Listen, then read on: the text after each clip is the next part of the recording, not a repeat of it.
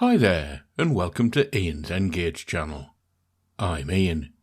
I was hoping to have done more work on the tricky bit for this week's video, but I'm suffering from a problem with my hand that has left me with very little feeling in my fingers. So, instead, I've decided to bring you news from my Loco storage boxes, so to speak. In a previous video, I introduced you to my fleet of Locos, but that was over a year ago, and there have been several additions to the fleet since then. So in this video, I'm going to show what those additions have been, and like last time, we'll discuss a little about each of them and why I've chosen them. I've put a link in the description to the original Meet the Fleet video if you'd like to watch that first. If not, let's jump straight into the new additions, which I'll cover in the order in which I obtained them.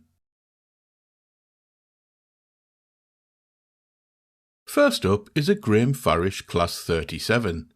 The Loco is in BR Blue livery, has a running number of 37284 and features centre head codes.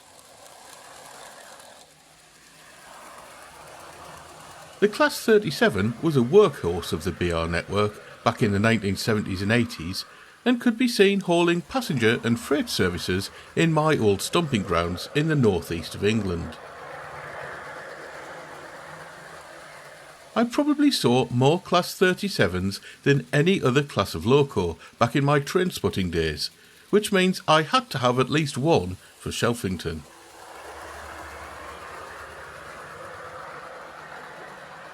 The model is nicely detailed and is a beautiful runner on DCC and will be used mostly for hauling dogfish wagons around the layout.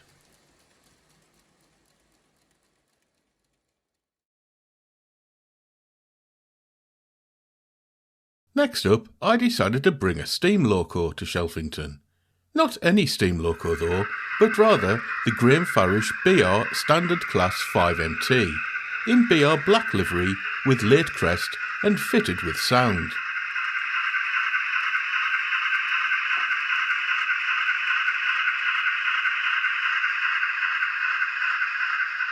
The BR Standard Class 5MTs were a development of the LMS Stanier Class 5 locomotives, which were more commonly known as Black 5s. These were one of the most prolific and successful steam locomotives ever built. Although 5MTs were based on the Black 5 designs, they incorporated modern technology, making them more reliable, more powerful, and easier to maintain. They were remarkable machines and worked all over the network performing passenger and freight duties. It would be remiss of me not to have one of these Locos on the layout, in a preservation capacity of course. The model itself is absolutely superb, and in my opinion is probably one of the best model Locos you can purchase in Engage.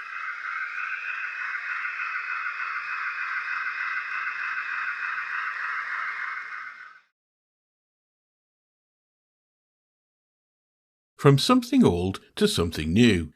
Next we have the Dapol Class 43 high-speed train, in its original, and best, livery. I remember when these first hit the BR network, and I thought that they looked so futuristic. They were so different from the Class 37s, Class 40s, Class 47s and Deltics that we usually saw hauling passenger services on the East Coast Main Line. They made quite a different sound too, and that was something I wasn't really a fan of. However, they looked amazing. Dapol has done a good job recreating that look, and every time I glimpse that front end, it reminds me of my childhood. Unfortunately, I didn't have enough space on Shelfington to run a complete set of coaches, but I think I'll be able to get away with 3 or 4 coaches and the 2 motor cars.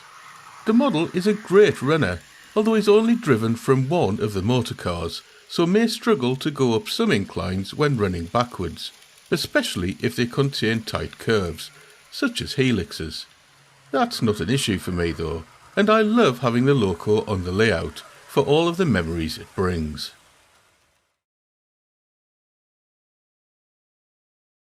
Next up is another Farish Class 37.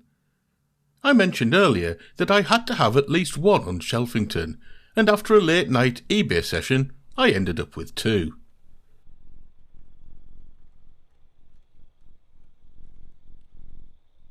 This one is once again in BR Blue livery and has a running number of 37041, but this time the model has split headcode boxes.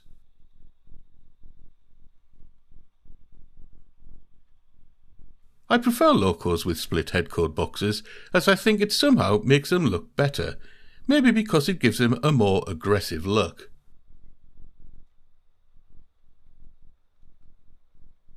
This Class 37 will also be used on freight duties, maybe hauling my rail freight stock around the layout.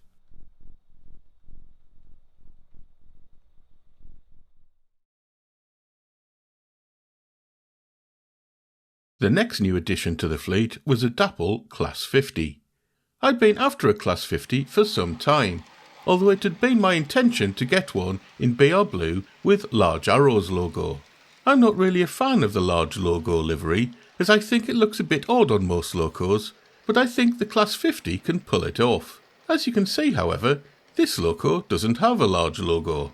It is in BR Blue though, what else, is numbered 50008 and is named Thunderer. The real Loco was named Thunderer in 1978, which places it nicely within Shelfington's era. Anyway, the reason I went for this Loco was purely down to price, with lots of the retailers having it on sale, whereas the large logo variant wasn't. It's a superb runner, being very quiet and has a sensible speed range right out of the box. While it's pulling Pullman coaches here, I'll put it to work on the more common blue-grey Mark 1s when it goes into service on the layout.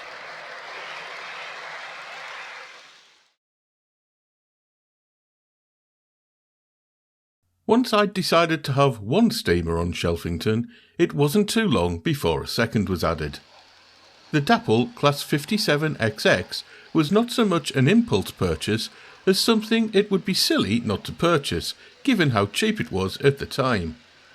At less than £120, including DCC fitting, it was a steal. Like the LMS Black 5s, the GWR 57XXs were a stalwart of the rail network during the age of steam, and they were actually the most numerous class of British steam locomotive.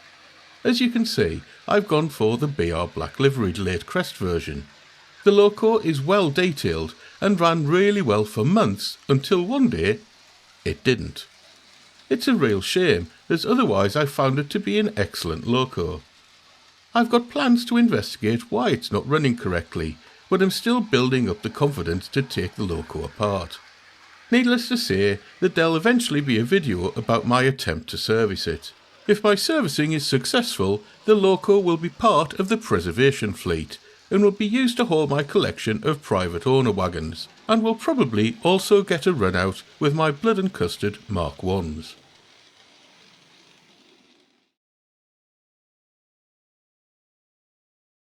Next up we have a Dapol Class 27 in BR Blue livery that's been weathered by Rails of Sheffield, and I think they've done a splendid job of it. The Class 27 was most definitely an impulse purchase.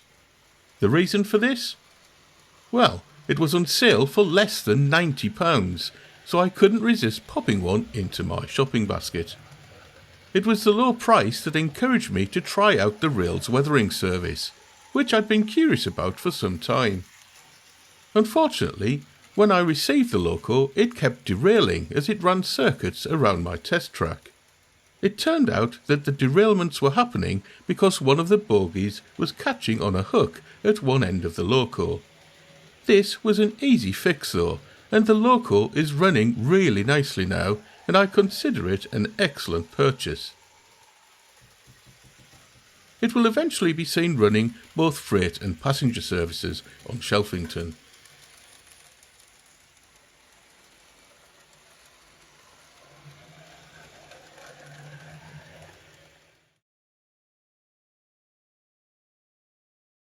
Next up, we have a Revolution Trains Class 128 parcels unit in Royal Mail Red.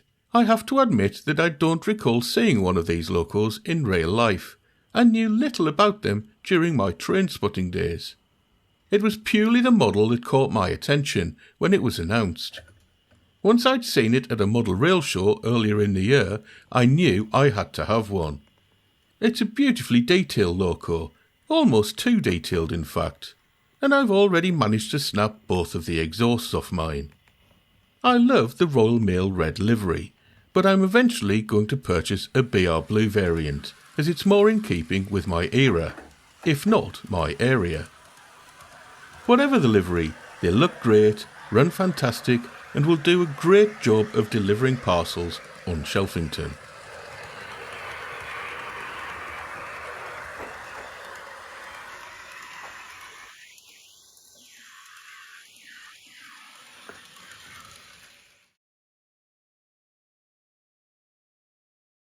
Next, there's another BR Black late crest steamer, and this time it's a Sonic Models Class 5101, which is one of the classes better known as a large prairie. I added this Loco to my fleet for sentimental reasons. Back in my 00 days, I had an Airfix Class 61 XX, which is another class that comes under the large prairie umbrella. It was a firm favourite of mine back in the day, so when I saw that Sonic were producing a large prairie, I couldn't resist putting in a pre-order. It seemed to take forever for the Loco to arrive, but when it did, I wasn't disappointed, other than how ridiculously difficult they'd made it to fit a DCC decoder. However, there's no denying that it looks absolutely fantastic, and it runs even better. As part of Shelfington's preserved fleet, it will perform both passenger and private owner wagon haulage on the layout.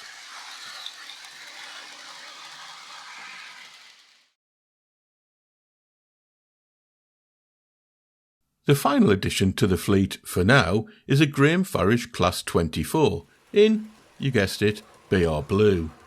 This was another impulse purchase. I've always liked the look of the Class 24, and when I saw one on the Derail's website for what I thought was a reasonable price, it just, hopped into my basket. The stupid thing was that I'd only gone along to the website for a few packets of rail joiners and a couple of pieces of track, but at least it meant I got free postage. I've only had the Class 24 for a few weeks and haven't DCC fitted it yet, but it runs beautifully on DC and definitely looks the part. It will eventually be used to haul containerised freight around the layout.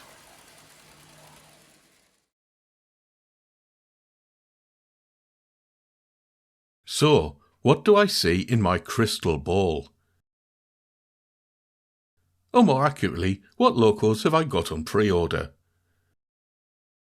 Well, no BR Blue layout would be complete without a Class 56, and I've had the Dapol 56 on order for quite a while now, and expect it to arrive before the end of the year.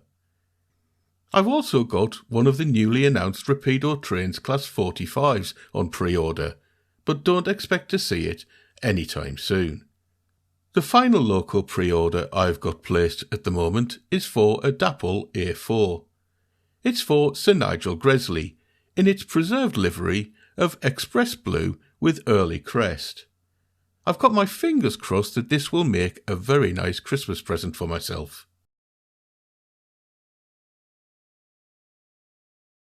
Okay, so that brings everyone up to date with my fleet of Locos. Let me know if you have any of the Locos I've shown, and whether you find them good, bad, or are indifferent about them. I've performed reviews of a few of the Locos here, and have put links in the description to all of my Loco reviews should anyone want to go and check them out.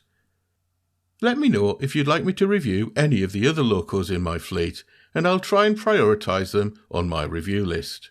Alternatively, if you've got any hints, tips, useful tools or techniques to pass on to a fellow N-Gauge modeller, or if you simply want to say hello, then please do so in the comment section. Anything and everything you've got to say will be greatly appreciated. In the meantime, thanks ever so much for watching. Hopefully I'll have another update soon. Bye.